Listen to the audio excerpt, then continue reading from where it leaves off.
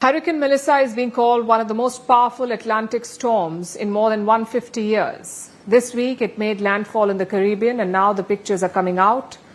They show just devastation. Houses are completely destroyed. The landscape has been stripped bare. There is no electricity or clean drinking water. At least 30 people have died. Countries like Jamaica, Haiti, and Cuba are picking up the pieces. The world is trying to rush with aid, but rebuilding could take years. Our next report brings you the details. They call themselves the hurricane hunters.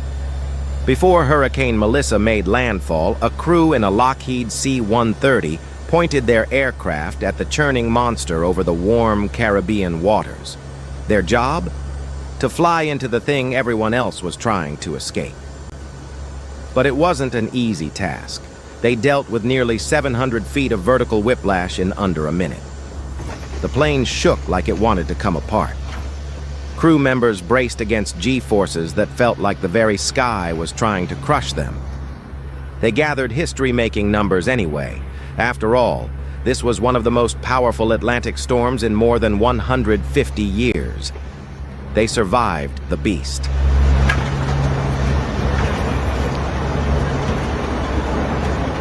But hours later, the Caribbean would not be so lucky. Jamaica was first. Melissa arrived not as a storm, but as the strongest hurricane the island has ever recorded.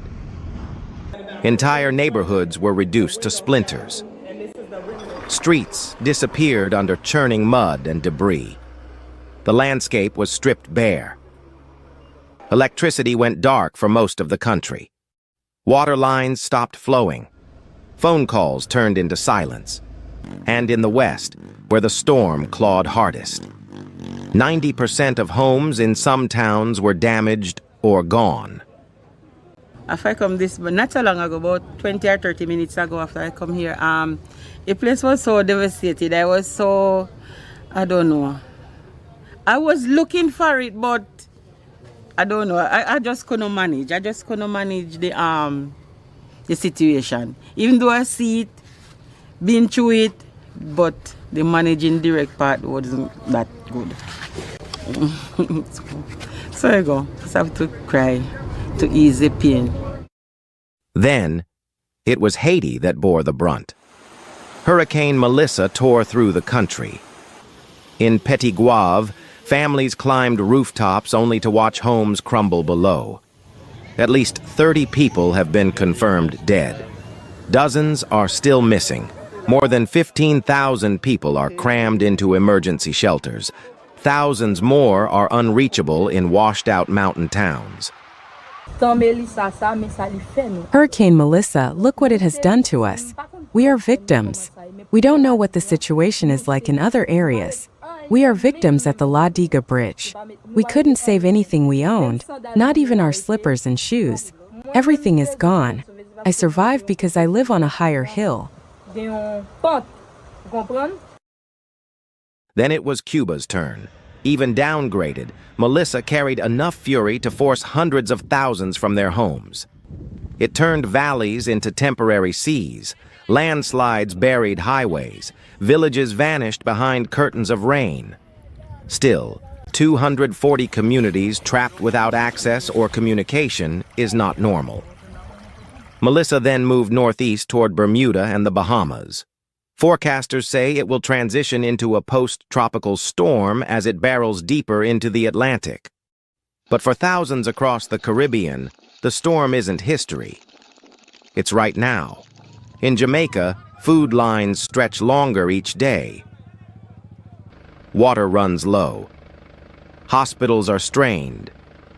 In Haiti, citizens are rushing to rebuild their houses. Relief teams from the U.S., Britain, the UN, and humanitarian groups are landing in these countries. They are armed with tarps, lanterns, water purifiers, and food. Damage assessments are happening in real time. Governments are pledging millions. But aid is slow. Roads are slower. And nature does not wait for bureaucracy. The hurricane hunters flew into a monster. The Caribbean lived through one. And now, as always, the rebuilding begins. one aid packet at a time.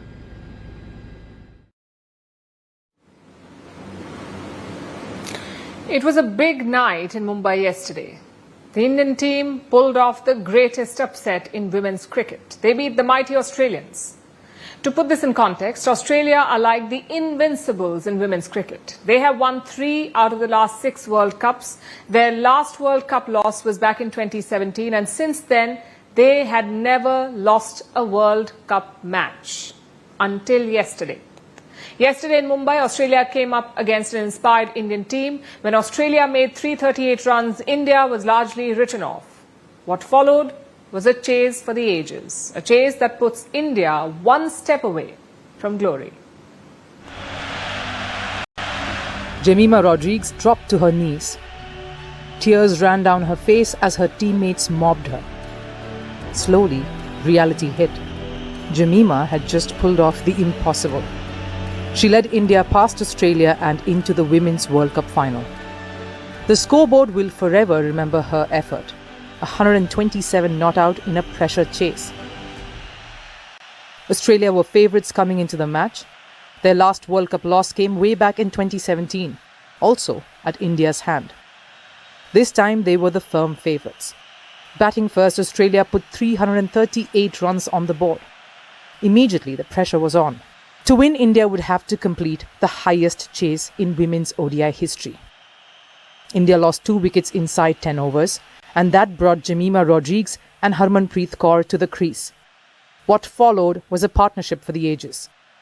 They cut, drove and pulled their way to a 167-run partnership. Suddenly, India had the momentum. It was their game to lose. Harmanpreet Kaur's innings ended on 89, but India's middle order wasn't about to give up. As Jemimah notched up her 100, they played big shots at the other end. A flurry of force took India within striking distance. In the penultimate over, Amanjot Kaur carved a wide ball through the offside and cued the celebrations. This was a true David beats Goliath moment. Australia, the 7-time world champions, unbeaten since 2017, and India, the rising power, forever stumbling at the final hurdle. But maybe not for long. On Sunday, glory beckons the Indian women's team. They will take on South Africa in the final of the World Cup. That too, a home World Cup. Rest assured, the country will be cheering for the women in blue.